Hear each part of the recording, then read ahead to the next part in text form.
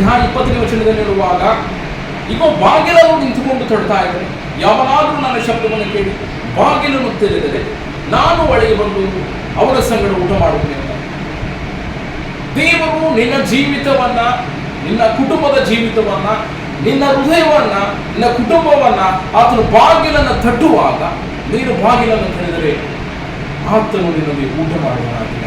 ನೀನು ಬಾಗಿಲನ್ನು ತೆರೆದರೆ ಆತನು ನಿನ್ನ ಹೃದಯದ ಬಾಗಿಲಾಗಲಿ, ನಿನ್ನ ಕುಟುಂಬದ ಬಾಗಿಲಾಗಲಿ ಆತನು ನೋಕೊಂಡು ಬರೋನಲ್ಲ, ಆತನು ತಡ್ತಾನೆ. ನೀನು ತೆರೆಯಲಿಕ್ಕೆ ಮನಸ್ಸಿದೆಯಾ? ಆತನು ನಿನ್ನೊಂದಿಗೆ ಮಾತನಾಡುವಾಗ ನೀನು ಆತನ ಮಾತಿಗೆ, ಆತನ ಕರೆಗೆ ನೀನು ಸ್ಪಂದಿಸುವನಾಗಿದೆಯಾ? ಆತನ ತಟ್ಟುವಾಗ ಆತನ ತಟ್ಟುವಿಕೆಯನ್ನ ನಿನ್ನಗೆ ಕೇಳಿಸ್ತಾ ಇದೆಯಾ?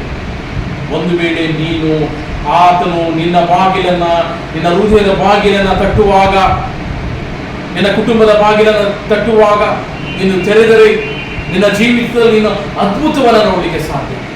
ಆತನು ನಿನ್ನೊಂದಿಗೆ ಆತನು ಇರಲಿಕ್ಕೆ ಸಾಧ್ಯ. ಆತನು ನಿನ್ನ ಬಾಗಿಲನ್ನು ತಟ್ಟುವಾಗ ನೀನು ಕೇಳಿ ಆತನು ಹೇಳಿದ್ದ ಹಾಗೆ ನೀನು ನಡೆಯುವುದಾಗಿದ್ದಲ್ಲಿ, ಆತನ ಮಾರ್ಗದಲ್ಲಿ ನೀನು ನಡೆಯುವನಾಗಿದ್ದಲ್ಲಿ ದೇವರು ನಿನ್ನೊಂದಿಗೆ ಆತನು ಇರಲಿಕ್ಕೆ ಸಾಧ್ಯ. ಆತನ ತಟ್ಟುವಾಗ ನೀನು ಏನ್ ಮಾಡ್ತಾ ಇದ್ದೀಯ? ಆತನ ತಟ್ಟುವಿಕೆಯನ್ನು ನೀನು ಗುರುತಿಸ್ತಾ ಇದೆಯಾ? ಆತನ ತಟ್ಟುವಿಕೆಯನ್ನು, ಬಾಗಿಲನ್ನು ಆತನ ತಟ್ಟುವಾಗ ನೀನು ಗಮನಿಸ್ತಾ ಇದೆಯಾ? ಸರಿ, ನಿನ್ನ ಹೃದಯದ ಬಾಗಿಲನ್ನು ಯೇಸು ಸ್ವಾಮಿಯು